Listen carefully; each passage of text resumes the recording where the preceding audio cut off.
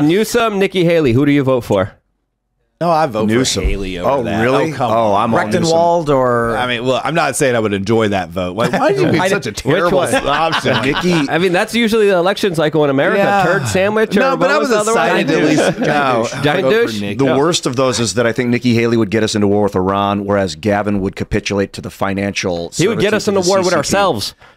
Yeah, he would spark a civil war from my perspective. But you think Vivek, just the media hates him too much? They're gonna try and stop him and make him look like a bad guy? No, I think Trump would automatically and say, hey, Vivek should be the president, because Vivek's the only person who said that he would pardon Donald Trump if he would become the president of the United States, and didn't hesitate to say that. So I think Vivek might have a path here with how tumultuous and crazy the situation could get here. As of course, if I'm Donald Trump, I'm rooting for Vivek if I can't run, and I can't be the president of the United States. Tucker too, yeah. Tucker could be VP. Well, Tucker always made these kind of statements saying, you know, I don't want to be a politician, but it's always the people who don't want to be the politicians that should be the politicians. So he always has a way of kind of saying these things and making people understand that there is a sense of duty and responsibility when it comes to public office that he understands, even though he says he doesn't want it, but then he describes people who don't want it as the people who should be there. So duplicitous messages, and this is why Tucker Carlson 2024.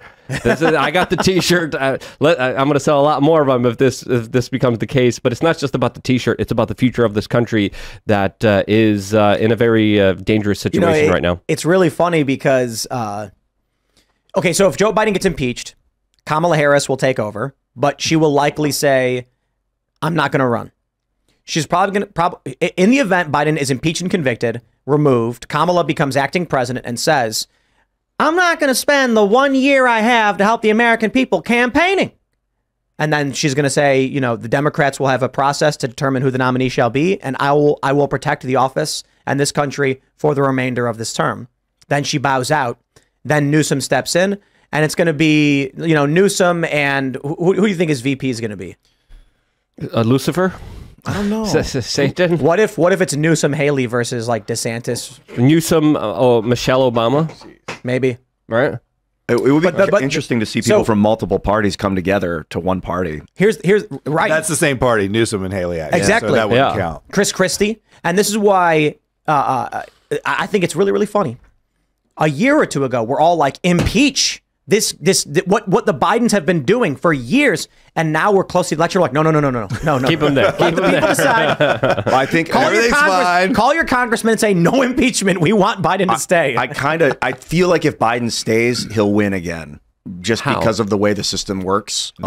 Unfortunately, I don't like the way the media can propel people to vote a certain way just by convincing them. It's very, very, very, very powerful. Hey, Elon Musk has actually had a huge change on what the next election will be based on Twitter, now X. So they were able to censor so much that just never could make it through on the old Twitter that won't happen this time. And I've said this multiple times, like, as an example, our beer company would not exist without Elon Musk. Reason being, we would never have been allowed to go viral to the level that we did anywhere other than an Elon Musk owned Twitter.